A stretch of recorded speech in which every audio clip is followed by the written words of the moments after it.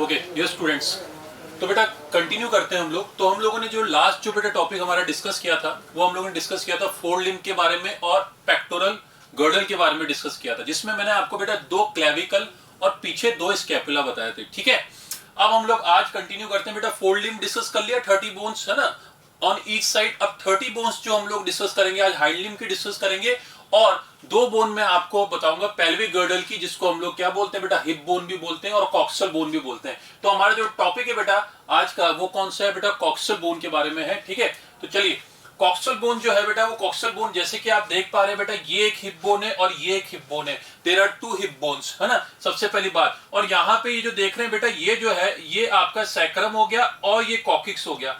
अब जो बच्चों को वहां पे सैक्रम अच्छे से क्लियरली नहीं दिखा था, अब यहाँ पे आपको सैक्रम भी क्लियरली दिख रहा है, और ये भी आपको समझ आ रहा है कि जो सैक्रम है बेटा, सैक्रम के ऊपर जो है वो लंबर होती है ना। तो ये लंबर के लिए क्या है, आर्टिकुलर फेसेट्स है, मतलब एक आर्टिकुलेशन सरफेस है जिसके ऊपर लंबर प्रेजेंट है।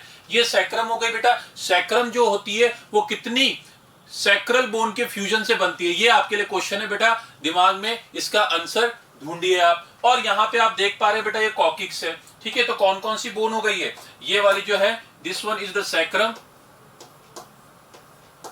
ठीक है, this one is the coccyx. ये जो हो गई ये कौन सी हो गई है, ये कॉकिक्स हो गई है। अच्छा, दूसरा क्वेश्चन बेटा, कॉकिक्स बोन जो होती है fusion of how many coccygeal bone से, कितनी कॉकिजियल बोन से कॉकिक्स बोन बनती है। तो ये आपके लिए क्वेश्चन है, इसको आप फाइंड आउट करिए। ठीक है, अब यहाँ पे बेटा आप देख रहे हैं कि जो पेल्विक गर्डल की जो वॉल है, पीछे की तरफ की जो वॉल है, वो किससे बनी हुई है, वो सैक्रम से और कॉकिक्स से बनी हुई है। यहाँ पे भी देख रहे हैं सैक्रम और कॉकिक्स।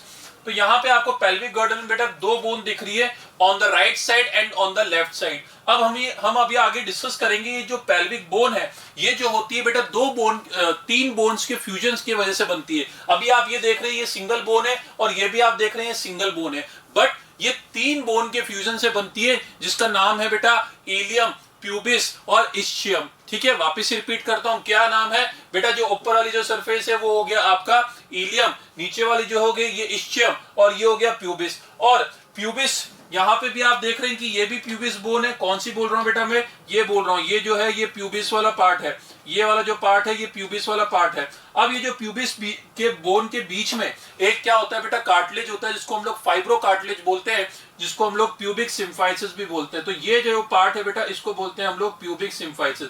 क्या बोलते हैं इसको, प्यूबिक सिम्फाइसिस। ठीक है, ये जो प्यूबिक सिम्फाइसिस है, ये प्यूबिक सिम्फाइसिस का सिग्निफिकेंस आप बेटा पढ़ते हो ह्यूमन रिप्रोडक्शन के अंदर। ह्यूमन रिप्रोडक्शन में आपको बताया जाता है जो रिलैक्सिन हार्मोन होता है at the time of parturition, delivery के टाइम पे, है ना।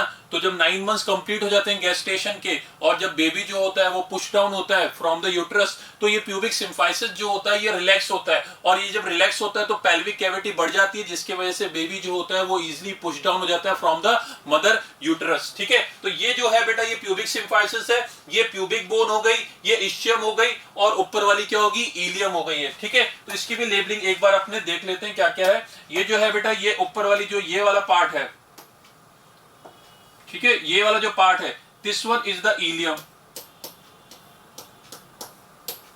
और बेटा आप एक चीज नोटिस करेंगे, जैसे ही मैंने इलियम लिखा तो आपको स्मॉल इंटेस्टाइन का डुडोनियम, है ना, जेजिनम, इलियम, इलियम वाला वो वाला पार्ट याद आ रहा है बेटा, बट वो वाला जो इलियम है वो होता है ILEUM, और ये जो इलियम है ILIUM है। तो यहाँ पे एग्जामिनर आपको कंफ्यूज कर देता है, आपको बोल देता है कि तीनों पर्टिकुलरली आपको बोल देता है कि कौन सी बोन आपकी पेल्विक गर्डल बना रही है। उसमें एक ऑप्शन में आपको ILEM वाला भी, UM वाला भी दे देता है, आप उसको मार्क कर देते हैं, गलती हो जाती है बेटा।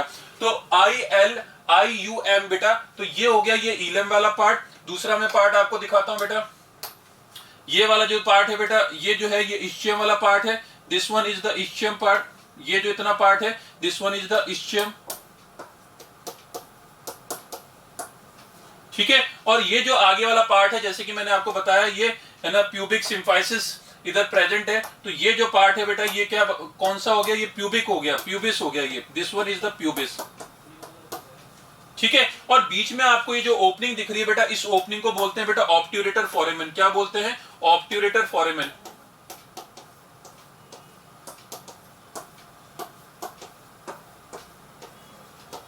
ठीक है।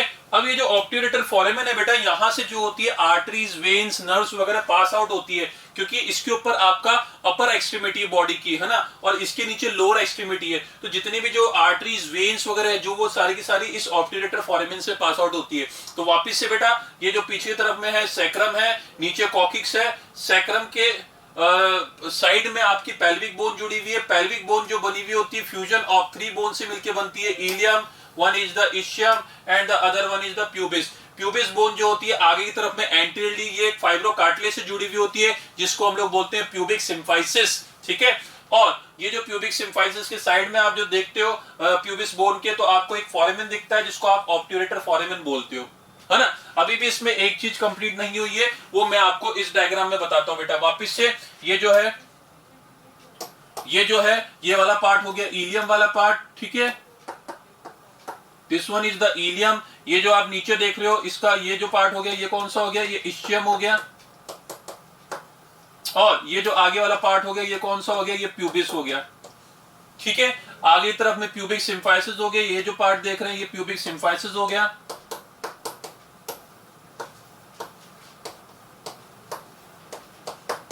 ठीक है, जो जॉइंट बना रहा है किसके बीच में, प्यूबिक बोन के बीच में। अब देखिए इंटरेस्टिंगली यहां पे आप देखते हैं बेटा, तो आपको एक कैविटी दिखती है। कहां पे बेटा, यहां पे देखिए, ये वाला जो पार्ट है, ये वाला जो पार्ट है, ठीक है, यहां पे आपको एक डिप्रेशन दिखता है at the intersection of ilium, ischium and pubis.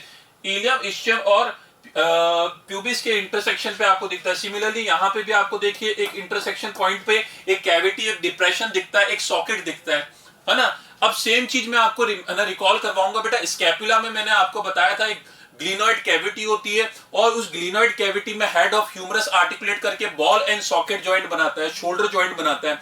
वैसे ही बेटा आपको पता होना चाहिए कि यहाँ पे जो फीमर बोन है, ये जो बोन है बेटा, इसको क्या बोलते हैं, इसको बोलते हैं फीमर बोन। ठीक है, so this one is the femur. ये जो आप देख रहे हैं ये फीमर बोन हो गई, है ना, और ये फीमर बोन का हेड हो गया। अब ये जो फीमर बोन का जो हेड है बेटा, ये हेड किसके साथ में आर्टिकुलेट करता है, यहां पे एक डिप्रेशन होता है। उस डिप्रेशन को हम लोग क्या बोलते हैं बेटा, एसिटाब्यूलम बोलते हैं। क्या बोलते हैं, एसिटाब्यूलम बोलते हैं। वो मैं यहां पे लिख रहा हूं।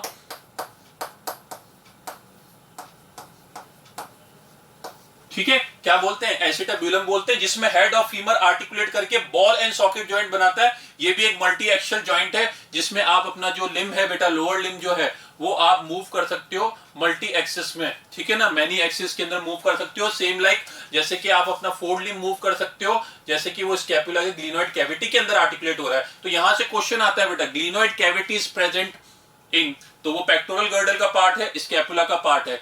ग्लिनोइड कैविटी के अंदर किसका हेड आर्टिकुलेट करता है, फीमर या ह्यूमरस। फीमर बेटा आपकी थाई बोन है, ह्यूमरस आपकी आर्म बोन है, अपर आर्म बोन है। तो ये हेड ऑफ ह्यूमरस आर्टिकुलेट करता है। फिर एसिटाब्यूलम जो है वो पेल्विक गर्डल का पार्ट है, और कॉक्सल बोन में जो 3 बोन होती है जिसके फ्यूजन से कॉक्सल बोन बनती है, इलियम, इशियम और प्यूबिस, उसके इंटरसेक्शन पे आपका जो होता है एसिटाब्यूलम प्रेजेंट होता है। इस एसिटाब्यूलम में बेटा क्या होता है, हेड ऑफ फीमर आर्टिकुलेट करता है। तो यहां पे ये 2 चीजें समझ आई बेटा आपको। ठीक है, तो इसके हम लोग आगे कंटिन्यू करते हैं बेटा। अगेन यहाँ पे आप वर्टिकल कॉलम देख रहे हैं, इलियम, इशियम और प्यूबिस के इंटरसेक्शन पे देख रहे हैं। यहाँ पे ऑब्ट्यूरेटर फोरामेन हो गया, और ये जो एसिटाब्यूलम है ये कैविटी मैंने आपको बता दी है। चलिए नेक्स्ट देखते हैं डायग्राम में क्या दे रखा है। तो बेटा each half of pelvic girdle is made up of 1 coxa और इननॉमिनेट बोन। बेटा इसको इननॉमिनेट बोन भी बोलते हैं, कॉक्सा बोन भी बोलते हैं, हिप बोन भी बोलते हैं। ठीक है, अब यहाँ पे बेटा ये जो हिप बोन है, ये हिप बोन ये 3 बोन्स के फ्यूजन से बनी है, 3 बोन्स के फ्यूजन से बनी है। One is the ilium. वापिस मैं आपको बता रहा हूं, ILIUM वाला जो है वो बोन से रिलेटेड है, ILEUM वाला है वो जो है इंटेस्टाइन से रिलेटेड है। यहाँ पे देखिए बेटा इशियम हो गया और ये प्यूबिस हो गया। ठीक है, इंटरेस्टिंगली जो बात होती है बेटा, यहाँ पे जो आप रेड कलर का देख रहे हो, है ना, ये जो रेड कलर का पार्ट जो देख रहे हो ये प्यूबिस वाला हो गया। ये वाला जो पार्ट है येलो कलर का, ये इशियम वाला पार्ट हो गया। और यहाँ पे ये जो ब्लू कलर का देख रहे हो ये जो हो गया आपका इलियम वाला पार्ट हो गया, है ना। पीछे सैक्रम और कॉकिक्स हो गया, और यहाँ पे फीमर बोन देख रहे हैं, और यहाँ पे एक कैविटी, एक सॉकेट जो देखते हैं, जिसको आप क्या बोलते हैं, एसिटाब्यूलम बोलते हैं। ठीक है, तो यहाँ पे एसिटाब्यूलम का मतलब क्या हो गया बेटा, कि एसिटाब्यूलम आर्टिकुलेशन ऑफ फीमर, यहाँ पे फीमर बोन का आर्टिकुलेशन होता है और बॉल एंड सॉकेट जॉइंट बनता है, और उसी को हम लोग हिप जॉइंट भी बोलते हैं। ठीक है, तो यहाँ पे नेक्स्ट देखते हैं बेटा। अब हमारा हाइंड लिम्ब का पार्ट आ गया। हम लोगों ने बेटा गर्डल जो है दोनों ही कंप्लीट कर लिए, पेक्टोरल गर्डल भी कंप्लीट कर लिया जिसके अंदर 4 बोन्स थी, 2 स्कैपुला 2 क्लेविकल, और पेल्विक गर्डल में भी 2 कॉक्सल के बोन के बारे में डिस्कशन कर लिया। मेन इंपॉर्टेंट बात जो कॉक्सल बोन के बारे में थी, पहली बात यह है कि ये फ्यूजन ऑफ 3 बोन से बनती है जिसमें इलियम, इस्चियम और प्यूबिस बोन हो गई। यहाँ पे प्यूबिस बोन आगे एक कार्टिलेज जो होता है, फाइब्रो कार्टिलेज जो होता है जिसमें स्लाइड मूवमेंट होती है, फ्री मूवमेंट नहीं होती बेटा, और इमूवेबल भी नहीं होता, स्लाइड मूवमेंट होती है जिसको हम लोग प्यूबिक सिम्फाइसिस बोलते हैं, उसके थ्रू आगे जुड़ी हुई होती है। पीछे वो सैक्रम से जुड़ी हुई है, ठीक है। जहां पे इंटरसेक्शन होता है इलियम, इस्चियम और प्यूबिस का, वहां पे एक कैविटी होती है, एक डिप्रेशन होता है, एक सॉकेट होता है जिसमें हेड ऑफ फीमर आर्टिकुलेट करता है, जिसको हम लोग क्या बोलते हैं बेटा, उसको बोलते हैं एसिटाब्यूलम, ठीक है। एसिटाब्यूलम में हेड ऑफ फीमर आर्टिकुलेट करके बॉल एंड सॉकेट जॉइंट बनाता है। ये पहली बात हो गई। इसके बाद में अब हम लोग बात कर रहे हैं बेटा हाइंड लिम्ब की, जिसमें पहली बोन जो हो गई फीमर हो गई, और इसको बेटा थाई बोन भी बोलते हैं। जैसे कि आप डायग्राम देख रहे हैं, एक डायग्राम में आप एंटीरियर व्यू देख रहे हैं और दूसरे डायग्राम में आप पोस्टीरियर व्यू देख रहे हैं। Very simple diagram. ये जो आप जो देख रहे हैं बेटा, ये वाली जो बोन हो गई, ये आपकी थाई बोन हो गई, इसको हम लोग क्या बोलते हैं बेटा, फीमर बोलते हैं। क्या बोलते हैं? फीमर बोलते हैं, ठीक है। यहां पे ही सिमिलरली मैं आपको 2 बोन के बारे में और बता देता हूं। ये वाली बोन जस्ट जो फीमर के नीचे 2 बोन जो दिख रही है, ये जो पहली बोन है इसको हम लोग बोलते हैं बेटा टीबिया, ठीक है, टीबिया बोलते हैं। और एक ये सपोर्टिंग बोन जो दिख रही है आपको, छोटी बोन दिख रही है टीबिया से, उसको बोलते हैं फिबुला, ठीक है। तो यहाँ पे हम लोगों ने देखा कि थाई बोन जो हो गई वो फीमर है बेटा। यहाँ पे आपको स्ट्रक्चर भी दिख रहा है, और ये जो फीमर होती है बेटा एक लॉन्गेस्ट और स्ट्रॉन्गेस्ट बोन है बॉडी की। Longest and strongest bone of body is the femur. Femur एक लॉन्गेस्ट है, लंबाई में सबसे ज्यादा है, और ये स्ट्रॉन्गेस्ट बोन है, ठीक है। इसके बाद में नेक्स्ट देखते हैं बेटा, फीमर के बाद में हमारा जाता है बेटा पटेला, और पटेला जो होता है वो नी कैप बनाता है बेटा। यहाँ पे नी कैप होता है ना, एल्बो के अंदर कोई एल्बो कैप नहीं होता, बट नी के अंदर एक नी कैप होता है जिसको बोलते हैं हम पटेला।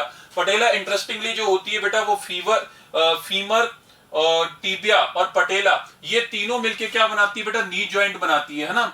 बहुत इंटरेस्टिंग बात है बेटा। यहाँ पे कंफ्यूजन होता है बच्चों को कि सर एल्बो जॉइंट जो होता है, एल्बो जॉइंट तो बनता है ह्यूमरस, रेडियस और अल्ना के बीच में, क्योंकि इसमें तीनों बोन इन्वॉल्व होती है। बट नी जॉइंट में बेटा आप अगर देखेंगे, ढंग से देखेंगे, तो आपको दिखेगा कि यहाँ पे फीमर बोन तो है, फीमर बोन के जस्ट नीचे टीबिया है, और टीबिया को सपोर्ट करने के लिए और एंकल को सपोर्ट करने के लिए फिबुला है।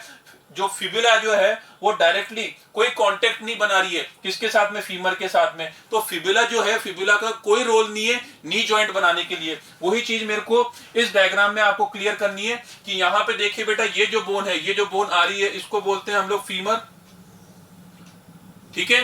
ये जो बोन हो गई फीमर हो गई, और इसके जस्ट नीचे जो आप जो देख रहे हैं वो आपको दिख रही है, ये जो बोन है ये टीबिया हो गई, ठीक है। और यहाँ पे आपको जो दिख रही है ये पटेला दिख रहा है। तो ये तीनों चीजें, one is the femur, second is the patella, और third is the tibia. This 3 bones will form the knee joint. Knee joint बनाने के लिए 3 बोन इन्वॉल्व है। फिबुला देखिए पीछे की तरफ में प्रेजेंट है, यहाँ पे प्रेजेंट है, इसका कोई रोल नहीं है नी जॉइंट बनाने के लिए, कहीं भी कांटेक्ट में नहीं आ रही, आइदर ये पटेला के और आइदर ये फीमर के, है ना। तो यहाँ पे नी जॉइंट बनाने के लिए कौन कौन सी बोन इन्वॉल्व है, one is the femur, second is the patella, and the third is the tibia, ठीक है। तो यहाँ पे हम लोगों ने नी जॉइंट के बारे में देखा। अब मैं पटेला के बारे में बताता हूँ बेटा। पटेला जो है एक ये सिस्मोइड बोन कहलाती है। सिस्मोइड बोन जो होती है, जो एक्चुअल में पहले टेंडन रही थी, है ना। अब देखिए टेंडन का मतलब क्या होता है बेटा, आपको पता है कि मसल्स में हम लोगों ने देखा था कि मसल्स का बोन से अटैचमेंट होता है टेंडन के थ्रू। तो एक टाइम पे ये बोन नहीं थी बेटा, ये क्या थी, टेंडन थी। अब इसके ऊपर क्या हुआ, ऑसिफिकेशन हुआ, मतलब कि यहाँ पे पर्टिकुलरली कैल्शियम का डिपॉजिट होता रहा और वो टेंडन हार्ड होता रहा, रिजिड होता रहा। तो और उसने क्या बना दिया, उसने एक बोनी सरफेस बना दी, और उसको हम लोग बोलते हैं पटेला। तो पटेला जो है वो क्या है बेटा, सिस्मोइड बोन है। इसको क्या बोलते हैं बेटा, सिस्मोइड बोलते हैं, क्योंकि ये ऑसिफिकेशन ऑफ टेंडन की वजह से बनी है, जिसको हम लोग बोलते हैं सिस्मोइड बोन, ठीक है। पटेला के बारे में और क्या है बेटा, एक फ्लैट थिक ट्रायंगुलर बोन है ना, फ्रंट साइड में प्रेजेंट है, नी जॉइंट बनाती है और प्रोटेक्शन करती है जॉइंट फ्रॉम गेटिंग डैमेज, है ना। ये जॉइंट डैमेज ना हो जाए उससे प्रोटेक्ट करती है पटेला, ठीक है। तो यहाँ पे पटेला के बारे में हो गया। इसके बाद में जो नेक्स्ट बोन होती है जिसको हम लोग बोलते हैं बेटा टीबिया एंड फिबुला, वो मैंने आपको प्रीवियस डायग्राम में भी दिखाया। इसको हम लोग शैंक बोन भी बोलते हैं। ठीक है, यहां पे आप देख पा रहे हैं बेटा। अब आप इजीली आइडेंटिफाई कर लेंगे, है ना। अगर आपको एग्जाम में भी पूछा जाएगा तो आप कैसे आइडेंटिफाई करेंगे बेटा। टीबिया जो होती है वो टीबिया मीडियल साइड में प्रेजेंट होती है, मतलब ये मीडियल एक्सिस हो गई, तो बॉडी के मीडियल साइड में कौन सी होगी, टीबिया होगी, और साइड में लेटरल साइड में कौन सी होगी, फिबुला होगी। तो यहाँ पे ये वाली जो बोन है बेटा, ये वाली जो बोन है, ठीक है, ये देखिए, ये ऊपर जाके किसके साथ में ना आर्टिकुलेशन करेगी, फीमर के साथ में करेगी। तो इस बोन को क्या बोलते हैं बेटा, इसको बोलते हैं टीबिया, ठीक है। और यहां पे ये जो बोन है बेटा, इसको बोलते हैं हम लोग फिबुला, टीबिया एंड फिबुला। तो यहां पे बेटा जो फिबुला है ये स्मॉलर है, थिनर है देन द टीबिया। ये बिल्कुल क्लियर है डायग्रामेटिकली कि जो फिबुला है वो स्मॉलर है, छोटी है, और थिनर है, मतलब कि थोड़ा सा ये डेंसिटी में, है ना, कम है एज कंपेयर टू टीबिया। ये जो दोनों बोन्स हैं कनेक्ट होती है एंकल पे, ये एंकल पे कनेक्ट होती है, work together to stabilise the ankle. इसका काम क्या है बेटा, ये एंकल को स्टेबलाइज करती है। क्योंकि आप देखोगे बेटा एंकल क्या होता है, ये वाला पार्ट है, देखिए दोनों बोन एंकल पे आ रही है और एंकल को स्टेबलाइज कर रही है, मतलब कि उसको एक दूसरे से डिसलोकेट नहीं होने दे रही है ना। ये एंकल हो गया बेटा, ये सोल हो गया, डिजिट्स हो गई, इसी को हम लोग टार्सल्स बोलते हैं, जो 7 इन नंबर होती है। और यहाँ पे बेटा मेटाटार्सल्स होगी जो 5 इन नंबर होती है, और यहाँ पे फेलेंजेस हो गए, जो डिजिट्स हो गए, वो कितने नंबर होते हैं, 14 इन नंबर्स होते हैं, ठीक है। तो यहाँ पे अपन ने बेटा टीबिया और फिबुला के बारे में देखा, जिसमें अपन ने देखा जो फिबुला और टीबिया का रोल जो है नीचे के साइड में, ये तो एक इसका एंटीरियर साइड हो गया, पोस्टीरियर साइड में जो इसका रोल है, सॉरी ये अपर एक्सट्रीमिटी और लोअर एक्सट्रीमिटी में जो रोल है वो एंकल को स्टेबलाइज करने के लिए, ठीक है। इसके बाद में देखते हैं बेटा टार्सल्स के बारे में। टार्सल्स जो होती है 7 इन नंबर है। अब देखिए इंटरेस्टिंगली यहाँ पे एक चीज है जो सिमिलरिटी रहती है आपके फोर लिम्ब और हाइंड लिम्ब में। जब हम लोग बात करते हैं कि ऊपर में यहाँ पे ह्यूमरस होती है तो नीचे फीमर हो गई, यहाँ पे रेडियस अल्ना होती है तो वहां पे टीबिया फिबुला हो गई, यहाँ पे कार्पल्स होती है तो वहां पे क्या हो गए, टार्सल्स हो गए, यहाँ पे 5 मेटाकार्पल्स होते हैं तो वहां पे मेटाटार्सल्स हो गए, और यहाँ पे फेलेंजेस होते हैं तो वहां पे भी 14 फेलेंजेस होते हैं। बट यहाँ पे क्या होता है बेटा, एक चीज ध्यान रखनी है, जो टार्सल्स होती है वो 7 होती है, कार्पल्स जो होती है वो 8 होती है। तो यहाँ पे फिर नंबर एक जो है वो कौन कंपनसेट कर रहा है बोन को, राइट, वो पटेला बोन कंपनसेट कर रही है, क्योंकि यहाँ पे ऐसा कोई पटेला बोन का अरेंजमेंट नहीं है, या फिर कोई एल्बो मतलब कि एल्बो जॉइंट पे कोई बोन प्रेजेंट है, ऐसा कोई अरेंजमेंट नहीं है। बट यहाँ पे हम लोग देखते हैं कि फीमर, पटेला और टीबिया जो होती है वो नी जॉइंट बनाती है। तो टार्सल्स जो होती है कितनी होती है, 7 इन नंबर होती है, जो एंकल बनाती है। अब देखिए ये आप डायग्राम में देख रहे हैं, या आप टॉप व्यू देख रहे हैं, या आप लैटरल व्यू देख रहे हैं। अब यहाँ पे बेटा इनकी नेमिंग भी रहती है, वो नेमिंग हमको याद नहीं रखनी है क्योंकि सिलेबस में नहीं है, बट फिर भी मैंने आपको डायग्राम में दिखा दी है ना। आपको मेन जो याद रखना है वो ये याद रखना है कि टार्सल्स कितने इन नंबर होती है, 7 होती है। और इसी के साथ यहाँ पे याद रखना है आपको कि कार्पल्स कितनी होती है, कार्पल्स कितनी होती है बेटा, वो 5 इन नंबर होती है, जो रिस्ट के अंदर प्रेजेंट होती है, जो रिस्ट बनाती है ना। क्योंकि एग्जामिनर आपको यहाँ पे ही कंफ्यूज करेगा आपको, है ना, आपको बोलेगा कि 7 बोन्स प्रेजेंट इन, है ना, या फिर टार्सल्स कितनी होती है टोटल नंबर, तो आप ये सोचते हैं कि बेटा कार्पल्स 8 है तो टार्सल्स भी 8 होती है, नहीं, टार्सल्स बेटा 7 होती है ना। अब इसकी नेमिंग क्या है बेटा, कैल्केनियम। ये जो कैल्केनियम आप देख रहे हैं बेटा, इसको हील बोन भी बोलते हैं, जिसके थ्रू आप हील के थ्रू खड़े रहते हैं बेटा, वो जो होती है कैल्केनियम होती है। देखिए नीचे की तरफ में आपको कैल्केनियम दिख रही है, तो इसी के सपोर्ट में आप खड़े रहते हैं, है ना। और जो टीबिया और फिबुला के कांटेक्ट में होती है उसको बोलते हैं बेटा टेलस बोन, तो ये आपकी कैल्केनियम के ऊपर की तरफ में होती है, ठीक है। ये देखिए ये टेलस बोन। अब इसके बाद में आपको पता है बेटा एक बोन होती है जिसको बोलते हैं नेविक्युलर। ये आपको नेविक्युलर ऊपर की तरफ में दिख रही है, और ये क्यूबॉइड हो गई, और ये क्यूनिफॉर्म हो गई, है ना, पिंक कलर की। अब जो एक्चुअली ये तो नेम जो हो रहे हैं 1 2 3 4 5 ही हो रहे हैं, बट मैंने आपको बोला कि 7 टार्सल बोन्स होती है। तो यहाँ पे बेटा 2 बोन कौन सी कम हो गई है बेटा, 2 बोन ऐसा कुछ भी नहीं, जो ये जो क्यूनिफॉर्म होती है, क्यूनिफॉर्म 3 बोन्स होती है, ठीक है ना, 1 2 3, है ना। तो क्यूनिफॉर्म भी जो होती है 3 पार्ट में है, 1 2 3 क्यूनिफॉर्म होगी, ये क्यूबॉइड हो गई, ये नेविक्युलर हो गई, और ये कैल्केनियम हो गई, और ये टेलस हो गई। आपको नंबर याद रखना है बेटा, है ना, नंबर याद रखना है आपको कि 7 टार्सल बोन्स प्रेजेंट है। मेटाटार्सल्स, है ना, हम लोग मेटाकार्पल्स पढ़ चुके हैं, मेटाटार्सल समझना इतना मुश्किल नहीं है कि मेटाटार्सल जो होती है 5 इन नंबर होती है, ये सोल बनाती है बेटा। क्या बनाती है, सोल बनाती है। यहाँ पे देखिए बेटा ये जो आपको दिख रहे हैं, ये जो दिख रहे हैं ये क्या हो गए, ये तो आपका टार्सल्स हो गए, दीज आर द टार्सल्स, ठीक है, ये टार्सल्स हो गए। ये जो है ये मेटाटार्सल्स है। क्या है? मेटाटार्सल्स है ये। ठीक है, कितने नंबर हो गए? ये भी 5 इन नंबर हो गए। मेटाटार्सल्स जो होती है बेटा, ये आपका एंकल को किससे ज्वाइन करते हैं? फेलेंजेस से ज्वाइन करते हैं। नंबर याद रखना है। इधर भी देखिए आपको डायग्राम में मेटाटार्सल्स दिख रहे हैं, ये मेटाटार्सल्स हो गए। और ये जो पार्ट है बेटा, ये फेलेंजेस है। ये अपन इधर देखते हैं कि ये फेलेंजेस है। ये आगे की तरफ में आपको ये फेलेंजेस दिख रहे हैं। These are the phalanges.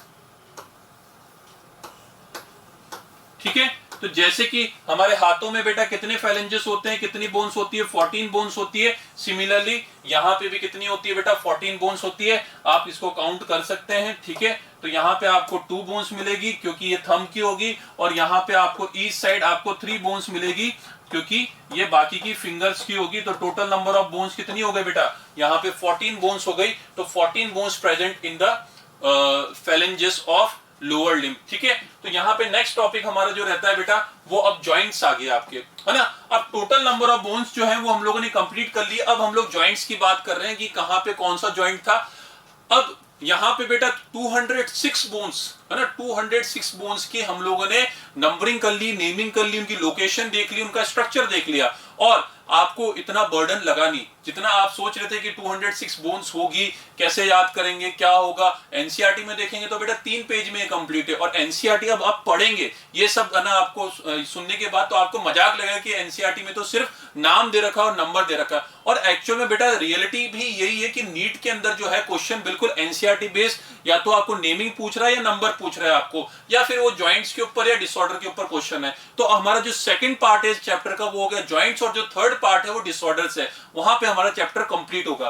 तो यहाँ पे बेटा जो जॉइंट्स वाला पार्ट है, जॉइंट्स के अंदर जो होते हैं 3 तरह के जॉइंट्स होते हैं। ठीक है, एक तो हो गया इमूवेबल जॉइंट। रिमेंबर, आपको याद है बेटा, मैंने आपको बताया था कि क्रेनियल बोन्स के अंदर क्या होते हैं? सूचर्स होते हैं। और वो जो सूचर्स होते हैं, वो सूचर्स के वजह से जो होता है वो पर्टिकुलरली एक बोन दूसरी बोन के बीच में कोई भी मूवमेंट नहीं होता, उसको बोलते हैं इमूवेबल जॉइंट, है ना। तो वो होता है इमूवेबल जॉइंट। फर्स्ट जॉइंट जो हम लोग डिस्कस करने जा रहे हैं वो है फिक्स्ड और इमूवेबल जॉइंट। फिक्स्ड और इमूवेबल जॉइंट, इसको बेटा सिन आर्थ्रोसिस भी बोलते हैं। क्या बोलते हैं बेटा? इसको सिन आर्थ्रोसिस भी बोलते हैं। सेकंड में आपको जॉइंट जो बताऊंगा वो स्लाइटली मूवेबल जॉइंट बताऊंगा, और जो थर्ड जॉइंट बताऊंगा वो फ्रीली मूवेबल जॉइंट बताऊंगा, जिसमें साइनोवियल जॉइंट्स की बात करेंगे। हमारे बॉडी के अंदर most of the joints are the synovial joint. तो पहला जॉइंट जो है वो फिक्स्ड इमूवेबल जॉइंट, वो हम लोग देख रहे हैं। और इसके एग्जांपल्स एनसीईआरटी बेस्ड बेटा याद रखने हैं आपको एग्जांपल। तो सबसे पहला जो एग्जांपल है, जो इंपॉर्टेंट है, जो याद रखना है आपको, वो है बेटा ये सूचर्स के बारे में। ठीक है, ये सूचर्स आपको याद रखना है बेटा। ये सूचर्स के बारे में मैंने आपको क्रेनियल बोन्स पे समझा दिया था। ये स्कल हो गया बेटा, स्कल में क्रेनियल बोन्स हो गई। आपको सारी नेमिंग पता है, एक फ्रंटल, 2 पैराइटल, 2 टेम्पोरल, एक ऑसिपिटल, और एक सेफनॉइड और एक इथमॉइड। तो यहाँ पे बेटा ये जो क्रेनियल बोन्स देख रहे हैं आप, क्रेनियल बोन्स के बीच में, 2 क्रेनियल बोन्स के बीच में क्या होता है बेटा?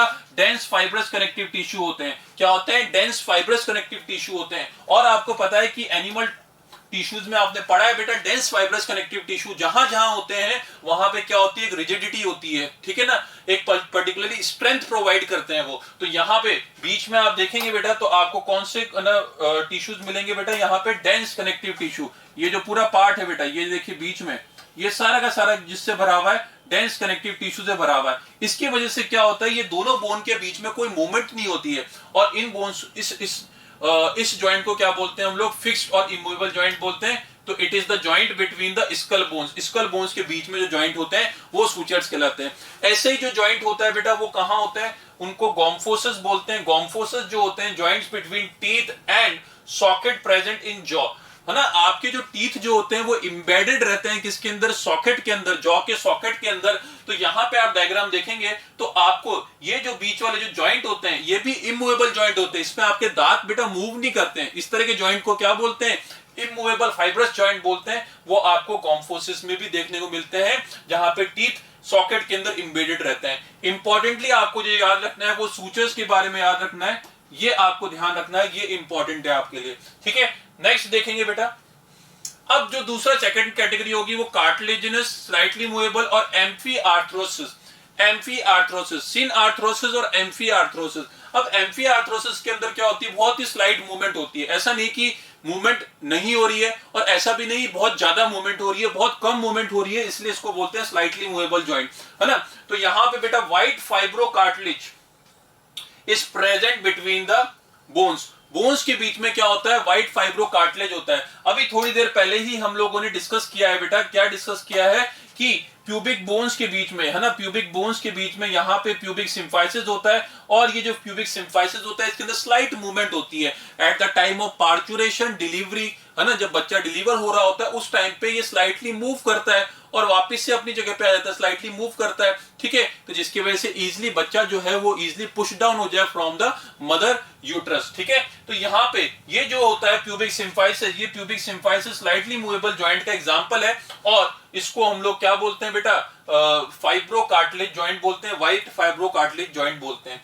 दूसरी आपने जो कैटेगरी देखी थी बेटा इंटरवर्टिब्रल डिस्क के बारे में, जहां पे डिस्कस किया था हमने, ये एक वर्टिब्रे हो गई, ये दूसरी वर्टिब्रे होगी और उसके बीच में इंटरवर्टिब्रल डिस्क है बेटा। इंटरवर्टिब्रल डिस्क के बारे में मैंने आपको दो इंपॉर्टेंट बात बताई थी। एक तो बेटा ये जो होता है ये एक रेमिनेंट ऑफ नोटोकॉर्ड है, rest of the part of notochord will become the vertebral column, but still there is some remnant of notochord which is known as the intervertebral disc, है ना। वो इंटरवर्टिब्रल डिस्क जो होती है कि fibro cartilage joint है, जो आप स्लाइड मूवमेंट देखते हैं जब आप बेंड करते हैं, ठीक है, उस टाइम पे एक कुशन की तरह काम कर रहा है, एक पैड की तरह काम कर रहा है बिटवीन टू बोन्स, ठीक है, टू वर्टिब्रे। तो यहां पे बेटा कौन से एग्जांपल्स हो गए, आपको इंपॉर्टेंटली जो याद रखना है वो इंटरवर्टिब्रल डिस्क याद रखना है, ठीक है, मोस्टली पूछा जाता है, और ये प्यूबिक सिम्फाइसिस हो गया, ठीक है, प्यूबिक सिम्फाइसिस।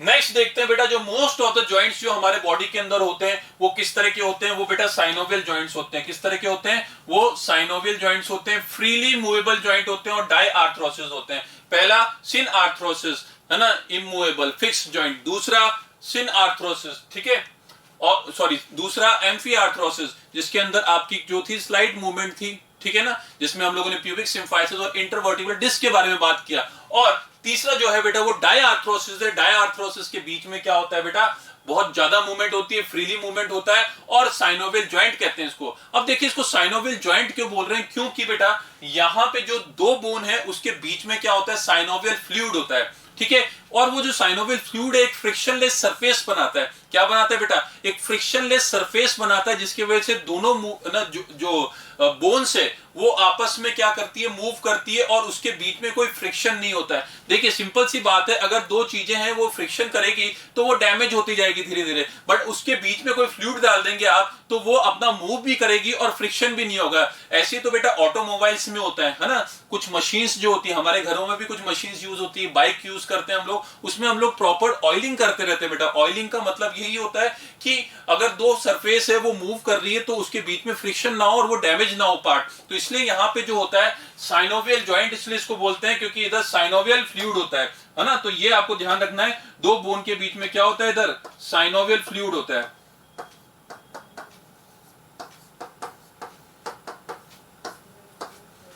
ठीक है, पहली चीज ये याद रखनी है कि साइनोवियल फ्लूइड होता है, इसी वजह से इसको साइनोवियल जॉइंट बोलते हैं और इसी वजह से तो बेटा इसके अंदर मूवमेंट है ना। क्योंकि प्रीवियस जो दो जॉइंट बताया मैंने आपको, पहला जॉइंट बताया था मैंने सिन आर्थरोसिस जिसके अंदर बोला था ये फिक्स्ड जॉइंट है, इमूवेबल जॉइंट है, उसमें तो फाइब्रस ना टिश्यूज थे, डेंस फाइब्रस टिश्यूज थे, कोई फ्लूइड ही नहीं था, इसलिए कोई मूवमेंट नहीं थी उसके अंदर, वो फिक्स्ड है। दूसरा मैंने आपको बताया था जो एम्फी आर्थरोसिस वो जो था स्लाइटली मूवेबल था, उसमें भी फाइब्रो कार्टिलेज थे बेटा, तो कार्टिलेज की वजह से थोड़ी बहुत मूवमेंट आई बट इतने ज्यादा फ्रीली मूवेबल नहीं थे।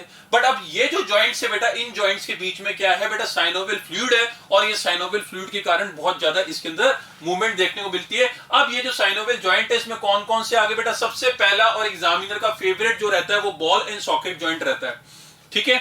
अब मैंने बॉल एंड सॉकेट जॉइंट आपको कहां बताया, एक बार रिकॉल करिए बेटा। यस, मैंने आपको बताया था कि जो हेड ऑफ ह्यूमरस है वो ग्लिनोइड कैविटी के साथ में आर्टिकुलेट करता है। ग्लिनोइड कैविटी एक सॉकेट की तरह एक्ट करती है और हेड ऑफ ह्यूमरस एक बॉल की तरह एक्ट करता है। Ball and socket joint, multi axial joint. दूसरा जॉइंट कहां बताया था बेटा, मैंने आपको हिप जॉइंट बताया था, जो एसिटाबुलम जो प्रेजेंट होता है at the intersection of ilium, ischium और प्यूबिस, उस एसिटाबुलम एक सॉकेट की तरह एक्ट करता है और हेड ऑफ फीमर मतलब थाई बोन उसके अंदर आर्टिकुलेट करती है और बॉल एंड सॉकेट जॉइंट बनाती है।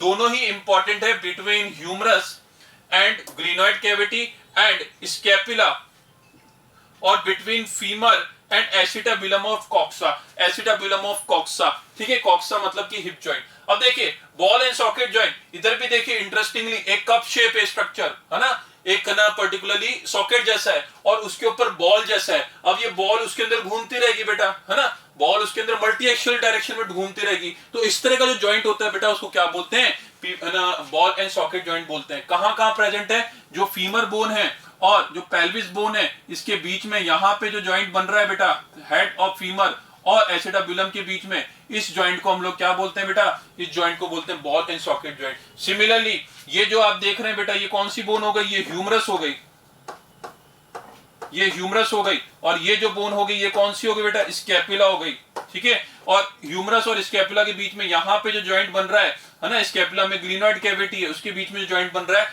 वो हो गया आपका ball and socket joint. Second category देखेंगे बेटा, ठीक है, तो इधर से हम लोग कंटिन्यू करते हैं। ओके यस स्टूडेंट्स, तो यहाँ पे साइनोवियल जॉइंट में जो पर्टिकुलरली हम लोग देख रहे थे फ्रीली मूवेबल जॉइंट, जो सेकंड जो पार्ट है वो हिंज जॉइंट के बारे में आ गया, ठीक है, हिंज जॉइंट के बारे में। अब देखिए हिंज होता क्या है, हिंज बेटा ये देखिए, ये डायग्राम में आप देख रहे हैं कि जो आपके डोर होते हैं ना बेटा, गेट होता है, तो गेट के बीच में आप देखते हैं पीछे की तरफ में इस तरह से आपको हिंज का स्ट्रक्चर दिखता है, जिसकी वजह से गेट ओपन हो पाता है और क्लोज हो पाता है, अपनी जगह पे स्टेबल रहता है बेटा। तो हिंज जो होता है, हिंज जॉइंट जो होता है वो एक यूनी एक्सियल है, मतलब एक ही एक्सिस में मूव करता है। जैसे बेटा आपका एल्बो जॉइंट हो गया, ये तो बॉल एंड सॉकेट जॉइंट हो गया, ये एल्बो जॉइंट जो हो गया ये एक ही एक्सिस में मूव करता है, देखिए, ठीक है। तो इसलिए इस तरह के जॉइंट को हम लोग बोलते हैं हिंज जॉइंट। ये जो इंटरफेलेंजियल जॉइंट है बेटा, फिंगर्स के बीच में जो जॉइंट है ये भी आपका हिंज जॉइंट है। और बेटा नी जॉइंट जो है, एल्बो जॉइंट भी हिंज जॉइंट है, और जो नी जॉइंट है वो भी क्या हो गया बेटा, आपका हिंज जॉइंट हो गया। तो it will allow movement in one plane मतलब कि एक ही एक्सिस में मूव करते हैं। इसमें एल्बो जॉइंट हो गया, यहाँ पे देखते हैं बेटा आप नी जॉइंट हो गया, तो मतलब घुटने में जो होते हैं बेटा, वो जो होते हैं जो पटेला, फीमर और टीबिया में जॉइंट बन रहा है वो कौन सा हो गया, हिंज जॉइंट हो गया। और इंटरफेलेंजियल जॉइंट हो गया, चाहे वो ये फेलेंजेस की बात कर लीजिए या पैरों के फेलेंजेस की बात कर लीजिए, these are the hinge joint. तो ये सेकंड कैटेगरी कंप्लीट हुई बेटा। यहाँ पे देखेंगे बेटा ग्लाइडिंग जॉइंट, जैसे कि नाम ही है बेटा कि इसमें एक बोन जो है दूसरे बोन के ऊपर ग्लाइड करती है, मतलब कि एक तरह से फिसलती है एक दूसरे के ऊपर, ग्लाइडिंग जॉइंट, है ना। तो ये जो जॉइंट होता है बेटा यहाँ पे होता है आपके बिटवीन कार्पल्स और टार्सल्स। एंकल जॉइंट और जो रिस्ट जॉइंट जो होता है वो जो होते हैं वो सारे के सारे आपके ग्लाइडिंग जॉइंट होते हैं। One bone slide over the other, एक बोन दूसरे बोन के ऊपर स्लाइड करती है जिसकी वजह से ये मूवमेंट हो पाता है। This is not the ball and socket joint, ये क्या है बेटा, ग्लाइडिंग जॉइंट है, ठीक है। इसके बाद में next joint is the condyloid joint. इसके बारे में मैंने आपको बताया था बेटा, ऑसिपिटल कॉन्डाइल्स, ऑसिपिटल बोन्स में दो ऑसिपिटल कॉन्डाइल्स होते हैं, जिसलिए ह्यूमंस जो होते हैं वो डाइकॉन्डाइलिक होते हैं। इसके अलावा कौन होते हैं बेटा, एम्फीबियंस जो होते हैं वो डाइकॉन्डाइलिक होते हैं, रिमेनिंग आर द मोनोकॉन्डाइलिक, ठीक है। अब ये जो कॉन्डाइल्स होते हैं, ये एटलस बोन जो होती है, जो फर्स्ट बोन, उसके सुपीरियर आर्टिकुलर फेसेट के साथ में मिलके एक जॉइंट बनाते थे, जिसको हम लोगों ने बोला था कॉन्डिलॉइड जॉइंट। इसी को बेटा मैंने नाम दिया था एटलांटो ऑसिपिटल जॉइंट, क्योंकि एटलांटो एक्सियल जॉइंट तो C1 और C2 के बीच में बनता है, तो एटलांटो ऑसिपिटल जॉइंट, ठीक है। तो इधर क्या होते हैं बेटा, कॉन्डाइल्स होते हैं, जैसे कि occipital condyle of one bone, one bone कौन सी होगी इधर, ऑसिपिटल बोन होगी, है ना। उसके बाद में in elliptical concavity of others, elliptical concavity किसके अंदर है, एटलस के अंदर है। एक इलिप्स शेप में कॉन्केविटी है, कॉन्केविटी का मतलब ये होगी कॉन्केव सरफेस है, किसके अंदर है वो एटलस के अंदर है। और कॉन्डाइल्स किसके अंदर है, ऑसिपिटल बोन के बीच में, तो इसलिए इसके बीच में कौन सा जॉइंट बन रहा है, कॉन्डिलॉइड जॉइंट बन रहा है। इसी जॉइंट को हम लोगों ने यस जॉइंट बोला था, इसी जॉइंट को हम लोगों ने एटलांटो ऑसिपिटल जॉइंट बोला था, ठीक है। नेक्स्ट देखते हैं। इसके बाद में आता है बेटा सैडल जॉइंट, और सैडल जॉइंट बहुत ही इंपॉर्टेंट है, एनसीईआरटी के अंदर दे रखा है, वेरी वेरी इंपॉर्टेंट, इसको मार्क कर लीजिए आप, ठीक है। इसके ऊपर क्वेश्चन आने के पॉसिबिलिटीज बहुत ज्यादा रहती है, क्योंकि बहुत ही एक अलग टाइप का जॉइंट होता है बेटा। सैडल का मतलब ये होता है बेटा, जब हम लोग हॉर्स राइडिंग करते हैं, घुड़सवारी करते हैं, तो घोड़े के ऊपर जब हम लोग बैठते हैं तो उसके ऊपर जो प्लेटफॉर्म होता है जिसके ऊपर हम लोग बैठते हैं, है ना, उसको बोलते हैं सैडल। तो जैसे वो सैडल इस तरह की एक सरफेस हो गई और उसके ऊपर हम लोग बैठते हैं, तो जैसे बैठ रहे हैं तो दो टांगे होगी और ये सैडल हो गया। इस ऐसे करके जो जॉइंट बन रहा है वो जॉइंट किसके बीच में बन रहा है, कार्पल और मेटाकार्पल ऑफ थंब। कार्पल और मेटाकार्पल ऑफ थंब बहुत इंपॉर्टेंट है, इसको समझना बेटा। कार्पल ये है, मेटाकार्पल्स ये हैं, बट ये बोल रहा है मेटाकार्पल ऑफ थंब, मतलब कि ये जो मेटाकार्पल्स है ये डायरेक्टली आपके इधर तो जुड़ी भी नहीं है कार्पल से, बट ये जो है ये आपकी इस तरह से मूव जो हो रही है ना, थंब जो मूव हो रहा है, क्योंकि इधर तो फिंगर्स मूव हो रही है, मेटाकार्पल्स मूव नहीं हो रही है, बट यहां पे मेटाकार्पल भी मूव हो रही है। ये किसकी वजह से हो रही है? Because of the metacarpal and wrist bone की वजह से, ठीक है। तो इसलिए इसको हम लोग कौन सा जॉइंट बोलते हैं बेटा? सैडल जॉइंट बोलते हैं, ठीक है। तो यहाँ पे आपका सैडल जॉइंट कंप्लीट हुआ। इसके बाद में एक लास्ट जॉइंट जो बच गया बेटा वो पिवट जॉइंट बन गया। पिवट जॉइंट मैंने आपको बताया था बेटा एटलस और एक्सिस के बीच में होता है। पिवट देख लीजिए बेटा इस तरह से एक होता है और उसके ऊपर एक व्हील लाइक स्ट्रक्चर हो गया, तो वो इस तरह से मूव करता है, ठीक है। कहां कहां होता है? एटलस और एक्सिस में तो होता ही है, क्योंकि एटलस में होता है क्या? ओडेंटेड फोसा। एक्सिस में क्या होता है? ओडेंटेड प्रोसेस। ओडेंटेड प्रोसेस ओडेंटेड फोसा मिलके कौन सा जॉइंट बनाता है? Pivot joint. इसका एक नाम और है एटलांटो एक्शियल जॉइंट, ठीक है, और इसको हम लोग नो जॉइंट भी बोलते हैं। और बेटा एक ये जॉइंट जो होता है रेडियस और अल्ना के बीच में भी होता है। यहां पे बेटा आप जो देख रहे हैं ये रेडियस हो गया और ये अल्ना हो गया। अब ये वाला तो एल्बो जॉइंट है बेटा, बट जब आप ये जो मूवमेंट करते हैं ना बेटा, देखिए इसमें रेडियस अल्ना के ऊपर मूव करती है, तो इस तरह के जॉइंट को हम लोग बोलते हैं पिवट जॉइंट, ठीक है। तो यहां पे हम लोगों ने बेटा कंप्लीट किया। अब जो नेक्स्ट टॉपिक हमारा रहेगा वो डिसऑर्डर्स रहेगा, वो हम लोग आगे कंटिन्यू करते हैं। अब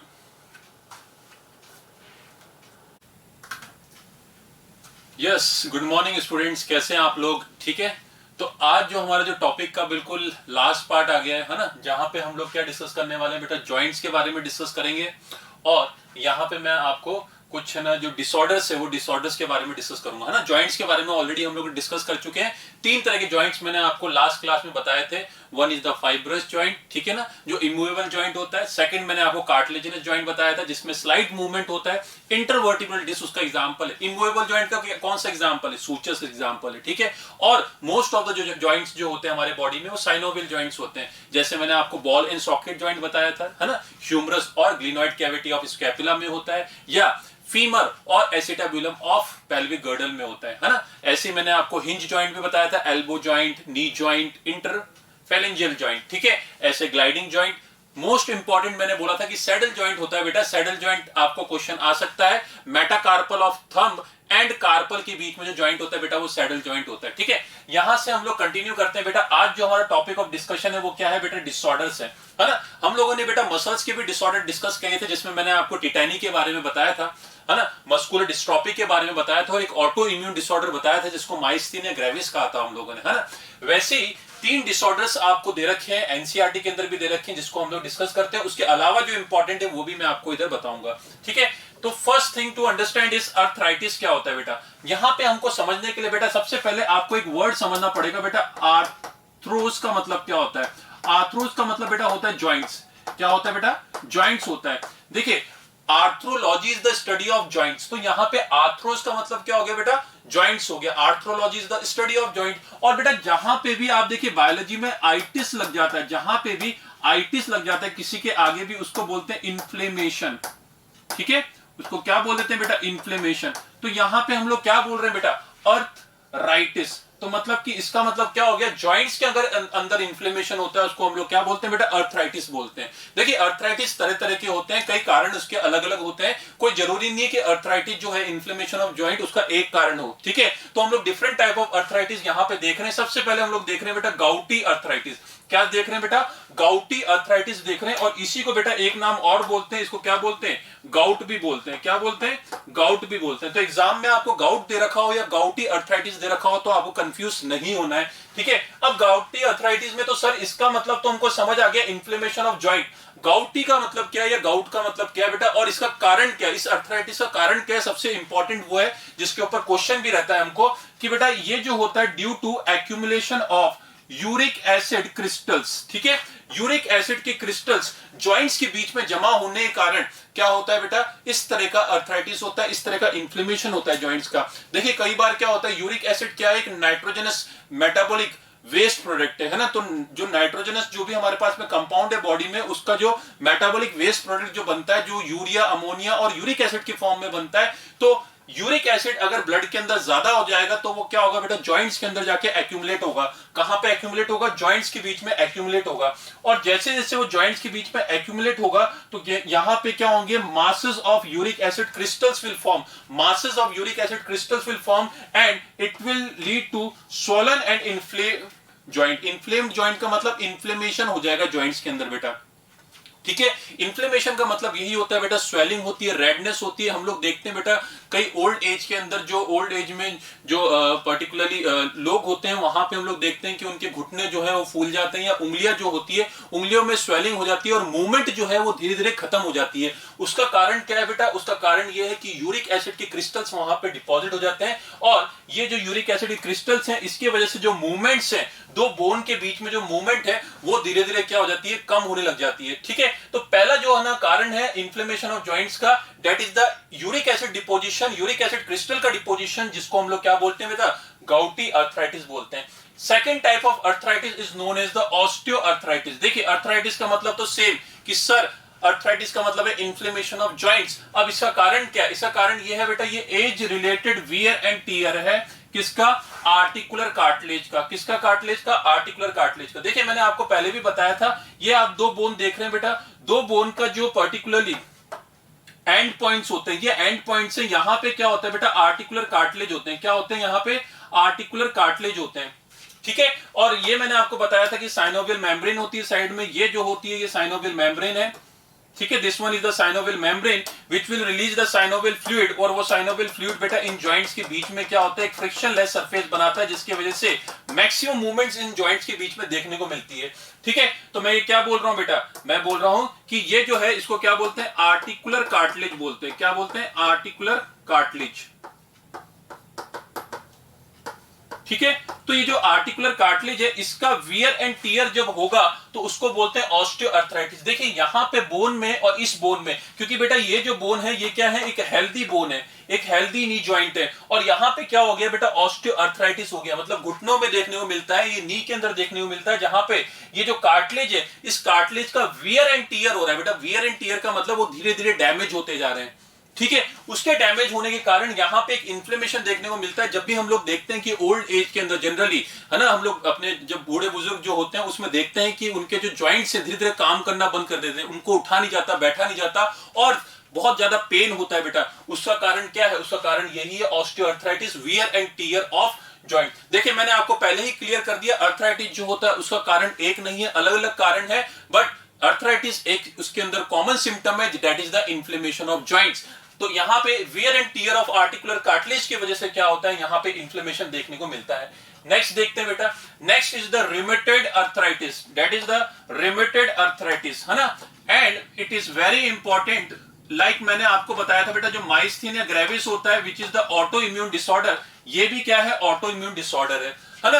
अगर किसी बच्चे को बेटा ऑटो इम्यून डिसऑर्डर नहीं समझ आता है कि ऑटो इम्यून डिसऑर्डर क्या है, तो ऑटो इम्यून डिसऑर्डर का मतलब ये होता है कि व्हेन योर इम्यून सिस्टम, आपका खुद का इम्यून सिस्टम मिस्टेकनली का मतलब गलती से अगर वो अटैक करने लग जाए, कहां पे, अपने खुद के बॉडी के ओन टिश्यूज को, अपने बॉडीज के जो ओन सेल्स होते हैं उनको अटैक करने लग जाए, उसको हम लोग क्या बोलते हैं बेटा, ऑटो इम्यून डिसऑर्डर बोलते हैं। अगेन बेटा अर्थराइटिस का मतलब होता है इन्फ्लेमेशन ऑफ जॉइंट। यहां पे कारण क्या है बेटा, अगर हम लोग रिमेटेड बोलते हैं तो रिमेटेड का मतलब ये होता है कि ये ऑटो इम्यून डिसऑर्डर है, जिसमें क्या होता है बेटा, मैंने अभी जैसे कि आपको बताया कि इधर जो होती है वो कौन सी मेम्ब्रेन होती है, यहां पे जो होती है बेटा ये आर्टिकुलर कार्टिलेज होता है। This one is the articular cartilage, ठीक है, that is the articular cartilage. देखिए इधर लिखा हुआ है दैट इज द कार्टिलेज, और साइड में आप जो देखते हैं बेटा ये जो है that is the synovial membrane. ये जो है ये साइनोवियल मेम्ब्रेन है, that will continuously release the synovial fluid between the joint. ये इधर बीच में आप जो देख रहे हैं ये साइनोवियल फ्लूइड यहाँ पे रिलीज होता रहता है,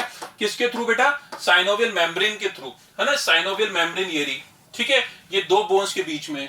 अब होता क्या है बेटा, यहां पे ये जो साइनोवियल मेम्ब्रेन है इसके अगेंस्ट क्या होती है, एंटीबॉडीज बनने लग जाती है। अगेन वापस रिपीट करता हूं मैं, इसका कारण क्या है बेटा, बॉडी के ओन सेल्स के अगेंस्ट एंटीबॉडी बनने लग जाए, इम्यून सिस्टम उसको अटैक करने लग जाए, that is the auto immune disorder. तो यहां पे क्या हो रहा है बेटा, साइनोवियल मेम्ब्रेन के अगेंस्ट क्या होता है, बॉडी के सेल्स, इम्यून सेल्स क्या बनाने लग जाते हैं, एंटीबॉडी बनाने लग जाते हैं। जब बेटा इस साइनोवियल मेम्ब्रेन के अगेंस्ट जब एंटीबॉडी बनने लग जाएगी तो ये साइनोवियल मेम्ब्रेन धीरे धीरे डैमेज होने लग जाएगी, और ये जो है इंस्टेड ऑफ रिलीजिंग एक proper amount of synovial fluid, वो अब proper amount of synovial fluid release नहीं करेगा, जिसके वजह से क्या होगा, यहाँ पे है ना डिप्लीशन ऑफ साइनोवियल फ्लूइड हो जाएगा, जिसके कारण ये जो जॉइंट के बीच में मैंने जैसे बताया था एक फ्रिक्शनलेस सरफेस बनाता है ये फ्लूइड, तो वो फ्लूइडिटी खत्म हो जाएगी। एंड अगेन जैसे ही वो फ्लूइडिटी खत्म हो जाएगी, ये बोन आपस में फ्रिक्शन करेंगे और यहां पे क्या हो जाएगा, इन्फ्लेमेशन हो जाएगा, इन्फ्लेमेशन ऑफ जॉइंट होगा। तो इन्फ्लेमेशन ऑफ जॉइंट किसकी वजह से हो रहा है, साइनोवियल मेम्ब्रेन के अगेंस्ट एंटीबॉडी बनती है।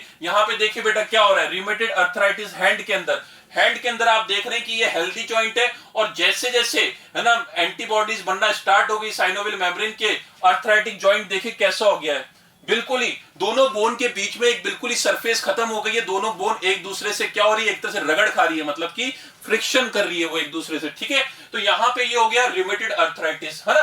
तो तीन तरह के अर्थराइटिस हो गए बेटा, gouty arthritis due to accumulation of uric acid crystal, second osteoarthritis due to wear and tear of articular cartilage, and the third category is the rheumatoid arthritis, that is the autoimmune disorder, जिसके कारण क्या होता है, the synovial membrane will start getting damaged due to the antibodies form against the synovial membrane, और उसके कारण क्या होता है, तो joints के बीच में inflammation होता है। Again this is the arthritis type of arthritis.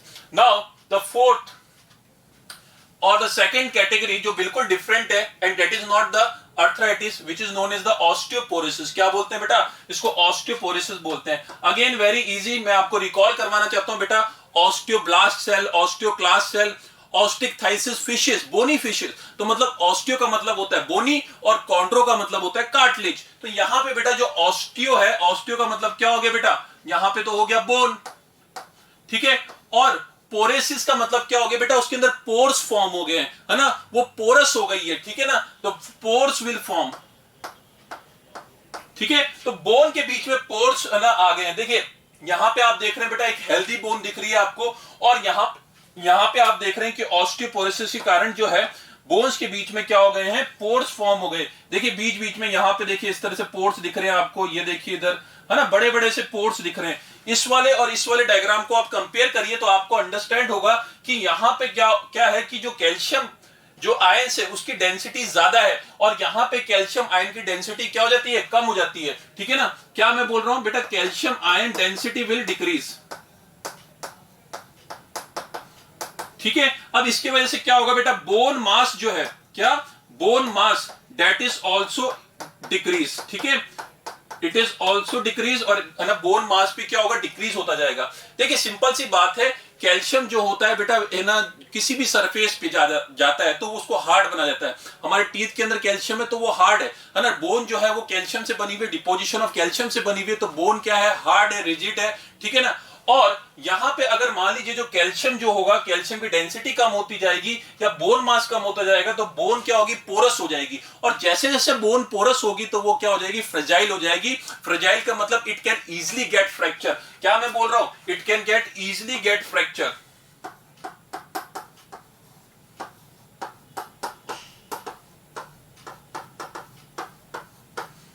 ठीक है। तो वो क्या होगी बेटा, इजिली फ्रैक्चर हो जाएगी, है ना। यहां पे ये स्ट्रॉन्ग बोन है बेटा, और यहां पे क्या होगी, वो वीक हो गई है, फ्रेजाइल हो गई है, वो इजिली फ्रैक्चर हो सकती है। इसका कारण क्या है, इसका कारण तो देखिए एक सबसे पहला कारण है कि it is the age related disorder. क्या है बेटा, ये एज रिलेटेड डिसऑर्डर है ये,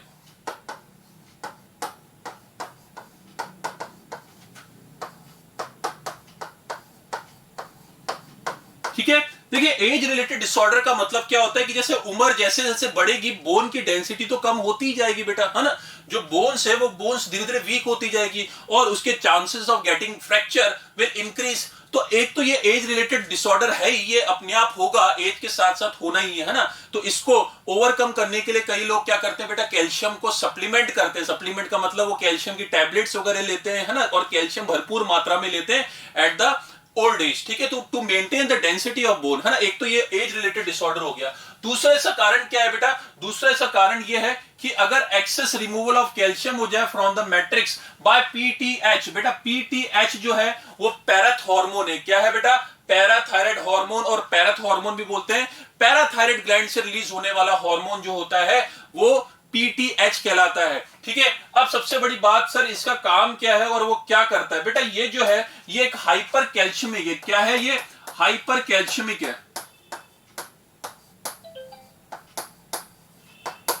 ठीक है बेटा, हाइपर कैल्शियमिक का मतलब ये है कि ये ब्लड में ग्लूकोज के लेवल सॉरी है ना, ये ब्लड में कैल्शियम के लेवल को बढ़ाता है ना। तो इंसुलिन जो होता है वो ब्लड में ग्लूकोज के लेवल को कम करता है और ग्लूकागन इंसुलिन के लेवल को बढ़ाता है। That is different hormone. मैं जो बात कर रहा हूं, मैं पीटीएच की बात कर रहा हूं, ये क्या करता है, कैल्शियम के लेवल को बढ़ाता है। ऐसे ही बेटा थायराइड ग्लैंड में है ना, थायराइड ग्लैंड से रिलीज होने वाला कैल्सिटोनिन होता है, वो कैल्शियम के लेवल को कम करता है ब्लड में। और ये कैल्सिटोनिन और ये जो पीटीएच है, ये दोनों उल्टा काम करते हैं, एक कम कर रहा है एक बढ़ा रहा है। तो पैराथायराइड ग्लैंड से रिलीज होने वाला हार्मोन क्या है, पीटीएच है, वो क्या है, हाइपर कैल्शियमिक है and it will increase the blood glucose level. देखिए वापिस से मेरे ग्लूकोज निकला मुंह से, है ना, तो मतलब बार बार हमें एक ही गलती कर रहे, ग्लूकोज नहीं बेटा, कैल्शियम, है ना। तो ब्लड कैल्शियम लेवल को क्या करता है, बढ़ाता है, ठीक है। हाइपर कैल्शियम, देखिए लिखा हुआ है क्या है, हाइपर कैल्शियमिक, ब्लड कैल्शियम लेवल को बढ़ाता है। अब सही निकला, है ना, तो कैल्शियम लेवल को बढ़ाता है। अब मान लीजिए अगर किसी पर्सन में बेटा पीटीएच का लेवल इंक्रीज हो जाए ब्लड के अंदर, है ना, एज्यूम करिए कि पीटीएच का लेवल इंक्रीज हो जाए, तो पीटीएच क्या कर रहा है, ब्लड में कैल्शियम लेवल को बढ़ा रहा है। अच्छा, ब्लड में कैल्शियम लेवल बढ़ेगा कैसे, बोन से रीएब्जॉर्प्शन होगा, बोन से रीएब्जॉर्प्शन होगा तो कैल्शियम धीरे धीरे क्या हो जाएगा, ब्लड में बढ़ता रहेगा, है ना। तो पीटीएच का लेवल अगर बढ़ जाएगा तो वो क्या होगा, बोन से ज्यादा कैल्शियम को रीअब्सॉर्ब करेगा और धीरे धीरे बोन क्या हो जाएगी बेटा, फ्रेजाइल हो जाएगी। पहला कारण जो हो गया एज रिलेटेड डिसऑर्डर, दूसरा कारण हो गया PTH because of the excess secretion of PTH, ठीक है। और जो तीसरा कारण होता है बेटा, ये देखने को मिलता है जनरली फीमेल्स के अंदर आफ्टर मीनोपोज, ठीक है। तो मीनोपोज बेटा ये होता है permanent stop of the menstrual cycle, है ना, एट द एज ऑफ 45 और 50 अप्रोक्सीमेटली। यहां पे क्या होता है, मेंस्ट्रुअल साइकिल जो होती है फीमेल के अंदर परमानेंटली स्टॉप हो जाती है। सो इट विल ना मतलब स्टार्ट फ्रॉम द मिनार्क, प्यूबर्टी के टाइम से स्टार्ट होती है और मीनोपोज में खत्म हो जाती है। अब यहां पे जो बात है बेटा, जब है ना प्यूबर्टी से जब स्टार्ट होती है मेंस्ट्रुअल साइकिल, तो ओवरी से दो हार्मोन रिलीज होते हैं, प्रोजेस्टेरॉन और एस्ट्रोजन। ये आपने डेफिनेटली सुना होगा, that is the female sex hormone. जैसे कि मेल के अंदर टेस्टोस्टेरोन होता है, फीमेल के अंदर क्या होता है, प्रोजेस्टेरॉन और ईस्ट्रोजन होता है बेटा। अब क्या होता है बेटा, यहां पे जो ईस्ट्रोजन है, ईस्ट्रोजन जो फीमेल्स के अंदर रिलीज होता है फ्रॉम द ओवरी, तो वो क्या करता है, टिल मीनोपोज, है ना, टिल मीनोपोज, जब तक वो सिक्रीट कर रहा है, वो बोन की कैल्शियम डेंसिटी को मेंटेन करता है ना। तो लोगों ने इसके ऊपर स्टडी करी है, तो उन्होंने आइडेंटिफाई करा जो ईस्ट्रोजन होता है, ईस्ट्रोजन एक फीमेल सेक्स हार्मोन तो है, फीमेल सेक्स कैरेक्टर के लिए रिस्पॉन्सिबल है। मेंस्ट्रुअल साइकिल के दौरान वो एंडोमेट्रियम वॉल, जो यूट्रस की वॉल होती है, उसको थिक करता है सो दैट इंप्लांटेशन हो पाए, ठीक है ना। तो यही जो हार्मोन है, ईस्ट्रोजन हार्मोन है, ये जब तक सिक्रीट होता है, ये बोन की डेंसिटी को भी मेंटेन करता है। अब मान लीजिए बेटा मीनोपोज आ गया है, पर्टिकुलरली परमानेंट स्टॉप हो गई है मेंस्ट्रुअल साइकिल की, अब मीनोपोज और अब पर्टिकुलरली ईस्ट्रोजन और प्रोजेस्टेरॉन रिलीज नहीं होगा। अब जब ये रिलीज नहीं होगा तो क्या होगा, बोन की डेंसिटी जो अभी तक वो मेंटेन कर रहा था, वो मेंटेन नहीं होगा और धीरे धीरे क्या होगी, बोन फ्रेजाइल होती जाएगी। इसलिए जनरली आपने देखा होगा बेटा कि जनरली जो ओल्ड लेडीज होती है ना, तो हम लोग देखते हैं, हमारे फैमिली में भी कोई होगा या आसपास हम लोग देखते हैं कि वो जनरली क्या होता है, उनका धीरे धीरे 50 जैसे आता है, 55 जैसे आता है, उनके घुटने जो है वो काम करना बंद कर देते हैं, बोन्स बहुत वीक हो जाती है, थोड़ा सा गिरे कहीं गिरे तो इजिली बोन फ्रैक्चर हो जाती है। तो वो जो कारण है बेटा, वो कारण क्या है, due to absence of oestrogen females develop osteoporosis after menopause. Menopause के बाद में वो डेवलप कर जाती है ऑस्टियोपोरोसिस, मतलब कि उनकी बोन्स क्या हो जाती है बेटा, पोरस हो जाती है, ठीक है। तो बेटा यहां पे डिसऑर्डर्स के साथ साथ मैंने आपको स्केलेटल सिस्टम पूरा कंप्लीट कर लिया है ना, मसल्स भी कंप्लीट कर लिया और स्केलेटल सिस्टम भी कंप्लीट कर लिया है ना। तो यहां से हम लोग जो आगे कंटिन्यू करने वाले हैं, मैं आपके सामने क्विक एक 5 मिनट में बेटा पूरे एनसीईआरटी को रिवाइज करवा रहा हूं। मैंने आपको बोला था बेटा मेरे लेक्चर्स के साथ साथ आपको एनसीईआरटी बिल्कुल स्ट्रिक्टली फॉलो करनी है। आपने एनसीईआरटी जरूर पढ़ी होगी बेटा, मैं आपको क्विक उसको रिवाइज करवा रहा हूं ताकि आपको कोई ऐसा पॉइंट ना रहे जो समझ नहीं आया हुआ हो, ठीक है। तो यहां पे देखते हैं बेटा, हम लोगों ने देख रखा है बेटा जो skeletal system consist of a framework of bones and a few cartilage, ठीक है। तो हम लोगों ने देखा था बेटा जो हमारा स्केलेटल सिस्टम है उसमें ना कि सिर्फ बोन्स है, उसमें कार्टिलेज भी है और वो पूरा फ्रेमवर्क बना रहा है बेटा। This system has a significant role in movement, ये मूवमेंट के लिए रिस्पॉन्सिबल है। जब भी तो हम लोग बेटा चैप्टर पढ़ रहे हैं लोकोमोशन एंड मूवमेंट, तो not only muscles are important for locomotion and movement, also bones are also important, ठीक है। Imagine chewing food without jaw bones, ठीक है, ये आपको समझ आता है, ये walking around without limb bones, ठीक है। अच्छा, यहां से बेटा एक इंपॉर्टेंट चीज स्टार्ट होती है कि बोन एंड कार्टिलेज जो होते हैं वो स्पेशलाइज कनेक्टिव टिश्यू होते हैं। बेटा अगर आपने एनिमल टिश्यू पढ़ा है तो आपने देखा होगा बेटा loose connective tissue, dense connective tissue, और एक कैटेगरी आपको एनसीईआरटी में दे रखी है which is the specialise connective tissue. Specialise connective tissue में क्या होता है, जिसमें एक फ्लूइड मैट्रिक्स होती है that is the blood, and the one is the जिसके अंदर हार्ड मैट्रिक्स होती है दैट इज द बोन, और जिसके अंदर प्लायबल मैट्रिक्स होती है, जो प्लायबल होता है वो होता है कार्टिलेज। तीन तरह के आपके स्पेशलाइज कनेक्टिव टिश्यू होते हैं, ठीक है। तो यहां पे बेटा जो बोन्स एंड कार्टिलेज हो गए वो क्या हो गए, स्पेशलाइज कनेक्टिव टिश्यू हो गए।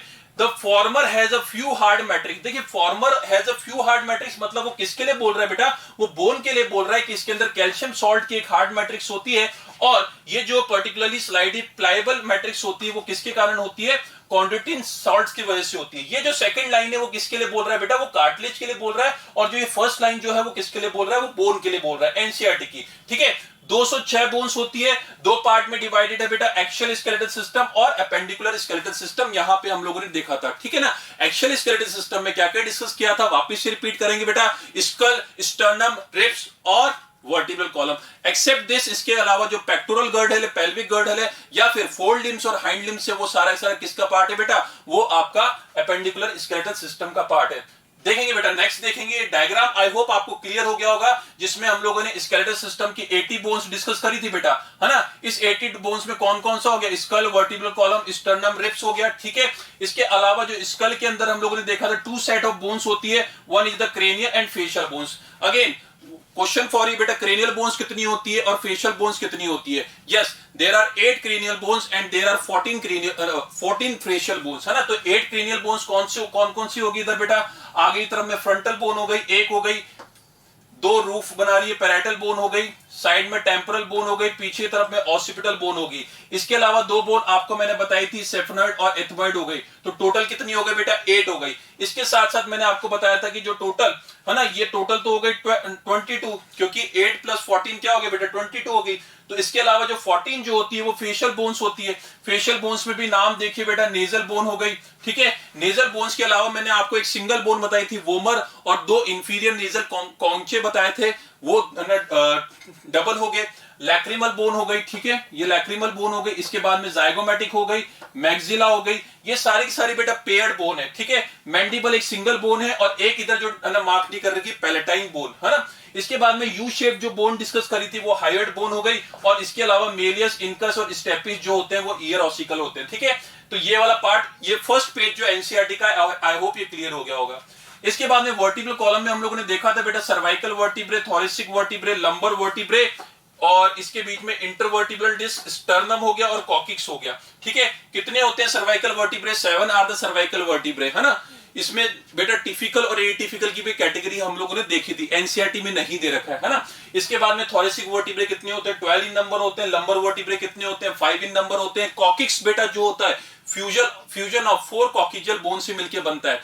सैक्रम जो होता है बेटा 5 सैक्रल बोन के फ्यूजन से बनता है, ठीक है। तो वो सारी की सारी आपको डिटेल यहाँ पे दिख रही है कि 26 सीरियली अरेंज यूनिट्स हो गए, जिसको हम लोग वर्टिब्रे बोलते हैं। हाँ, यहाँ पे बेटा मैं आपको एक चीज वापस से रिकॉल करवाऊंगा, जो फर्स्ट वर्टिब्रे है बेटा, इसका नाम आपको दे रखा है एटलस होता है, और जो आर्टिकुलेट करती है ऑसिपिटल कॉन्डाइल से। First vertebrae, first cervical vertebrae किसके साथ आर्टिकुलेट करती है, ऑसिपिटल कॉन्डाइल से। कौन सा जॉइंट बनाती है, एटलैंटो ऑसिपिटल जॉइंट। इसको हम लोग कॉन्डिलॉइड जॉइंट भी बोलते हैं, और इसको यस जॉइंट भी बोलते हैं हम लोग, ठीक है। इसके बाद में बेटा आपको बाकी डिटेल दे रखी है, या आप इजिली रीड कर सकते हैं, ठीक है। इसके बाद में बेटा रिब्स वाला पार्ट हो गया। रिब्स में हम लोगों ने ट्रू रिब्स बोला था कि 7 पेयर्स ऑफ रिब्स जो होती है ट्रू रिब्स होती है। ट्रू रिब्स को ये हम लोग क्या बोलते हैं बेटा, वर्टिब्रो स्टर्नल रिब्स बोलते हैं, क्योंकि वो डायरेक्टली कहां जुड़ती है, आके स्टर्नम से जुड़ती है बाय द मींस ऑफ ना आर्टिकुलर कार्टिलेज। यहाँ पे जो देख रहे हैं आप, ये कोस्टल कार्टिलेज दिख रहे हैं बेटा आपको, है ना। तो 7 pairs are the true ribs, उसके बाद में 3 pairs are the false ribs, और यहाँ पे जो 2 पेयर्स है जो आखिरी में जो दिख रही है वो फ्लोटिंग रिब्स है। अगेन आपके लिए क्वेश्चन बेटा, जो फ्लोटिंग रिब्स होती है उसका स्टर्नल एंड कहां पे जुड़ता है, वो क्या स्टर्नम से जुड़ता है, या 7th रिब के कार्टिलेज से जुड़ता है, या उसका स्टर्नल एंड फ्री रहता है। यस, तो उसको हम लोग वर्टिब्रल रिब्स भी बोलते हैं, क्योंकि वो सीधे वर्टिब्रल कॉलम से निकल रही है, बट उसका एक्सटर्नल एंड क्या है बेटा, उसका फ्री है। तो यहाँ पे आपको जो जो वर्ड याद रखने हैं वो याद रखना है, बाइसिफेलिक की जो रिब्स होती है बाइसिफेलिक होती है, उसका हेड के जो 2 हेड होते हैं, ठीक है। क्योंकि वो पीछे थोरेसिक वर्टिब्रे पे जुड़ती है ना, तो पीछे वो डॉर्सली वो कहां जुड़ रही है, वर्टिब्रल कॉलम से जुड़ रही है, और वो स्टर्नम से आगे वेंट्रली जुड़ रही है। ठीक है, इधर हम लोगों ने देखा कि हाइलिन कार्टिलेज के थ्रू जुड़ती है। ये जो कार्टिलेज है बेटा, ये कौन सा कार्टिलेज है, ये हाइलिन कार्टिलेज है। वर्टिब्रो कॉन्ड्रल रिब्स हो गई, ये ध्यान रखना है आपको। एक होता है बेटा yes this one floating ribs होगी, इसको हम लोग वर्टिब्रल रिब्स भी बोलते हैं। ठीक है, एक हमारा जो इधर आ गया डायरेक्टली विद द स्टर्नम, यहाँ पे ट्रू रिब्स हो गई, इस ट्रू रिब्स को हम लोग वर्टिब्रो स्टर्नल रिब्स भी बोलते हैं, है ना। तो यहाँ पे ये रिब्स वाला पार्ट कंप्लीट हो गया। ये वाला पार्ट जो है ये अपेंडिकुलर स्केलेटल सिस्टम का है, जिसमें हम लोगों ने 120 बोन्स की डिस्कस करी, और लिम्स के अंदर बेटा 30 बोन्स होती है, उसको हम लोग यहाँ पे डायग्रामेटिकली भी देख सकते हैं। ठीक है, सबसे पहले ये देख लीजिए बेटा, यहाँ पे ये जो होता है क्लेविकल और स्कैपुला, ये जो पार्ट हो गया ये पेक्टोरल गर्डल का पार्ट हो गया। अगेन क्लेविकल जो होती है वो एक्रोमियन के साथ में आर्टिकुलेशन करती है, और स्कैपुला में क्या होती है, एक इंपॉर्टेंट चीज होती है ग्लिनोइड कैविटी, जिसमें हेड ऑफ ह्यूमरस आर्टिकुलेट करता है। ये आप देख रहे हैं बेटा, ये ह्यूमरस हो गया, ये रेडियस हो गई, अल्ना हो गई, कार्पल, मेटाकार्पल और फेलेंजिस। ये सीधे सीधे आपको चीज समझ आ रही है। सिमिलरली बेटा आपको हाइंड लिम्ब के अंदर भी पेल्विक गर्डल में कॉक्सल बोन हो गई। कॉक्सल बोन के बारे में याद रखना है बेटा कि 3 बोन के फ्यूजन से बनता है, one is the ilium, one is the pubis और the other one is the ischium. ठीक है, यहाँ पे आपको ये चीजें याद रखनी बेटा, इलियम, प्यूबिस, इस्चियम, ये दे रखा है आपको एनसीईआरटी में। और सैक्रम बोन पीछे की तरफ में वॉल बनाती है आपका पेल्विक गर्डल की। उसके बाद में फीमर होगी, विच is the longest strongest bone of particularly human body. इसके बाद में पटेला हो गई बेटा, जो नी जॉइंट बनाती है, टिबिया एंड फिबुला। यहाँ पे इंपॉर्टेंट चीज याद रखनी बेटा, जो नी जॉइंट जो बनता है it is between the tibia, femur and patella. उसमें फिबुला का कोई भी रोल नहीं होता। फिबुला बोन होती है किस लिए, एक स्टेबलाइजिंग का काम करती है, एंकल को स्टेबलाइज करती है। इसके बाद में टार्सल, मेटाटार्सल, फेलेंजिस, आपको ये चीजें समझ आ रही है ना। जॉइंट्स के अंदर बेटा यहाँ पे क्लियरली हम लोगों ने ये 3 जॉइंट समझ लिए हैं, फाइब्रस जॉइंट, कार्टिलेजिनस जॉइंट और साइनोवियल जॉइंट।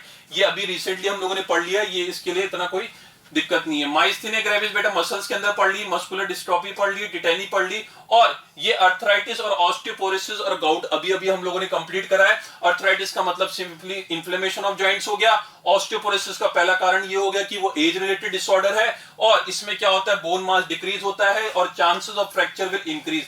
और ये किसके कारण होता है, decrease level of oestrogen, common cause. बेटा ये जो है ना ऑस्टियोपोरोसिस बहुत ही इंपॉर्टेंट है। अभी मैं आपको क्वेश्चंस भी कुछ करवाऊंगा, वहां पे आप देखेंगे कि ऑस्टियोपोरोसिस के ऊपर क्वेश्चन आते हैं।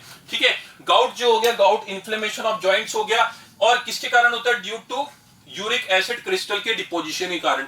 तो यहाँ पे बेटा मैंने आपको एनसीईआरटी भी पूरी की पूरी रिवाइज करवा दी है ना। ऐसा कुछ भी नहीं है जो हमारा टॉपिक इसके अंदर छूटा होगा। ठीक है, तो इसके बाद में हम लोग जो डिस्कस करने वाले हैं बेटा, कुछ क्वेश्चंस प्रीवियस ईयर के यहां से हम लोग डिस्कस करना स्टार्ट करेंगे। और आप भी बेटा मॉड्यूल जो है साथ के साथ सॉल्व करते जाइए। जो भी आपका डाउट है वो डाउट पोर्टल पे बिल्कुल पूछिए, ठीक है, उसको बिल्कुल एड्रेस किया जाएगा।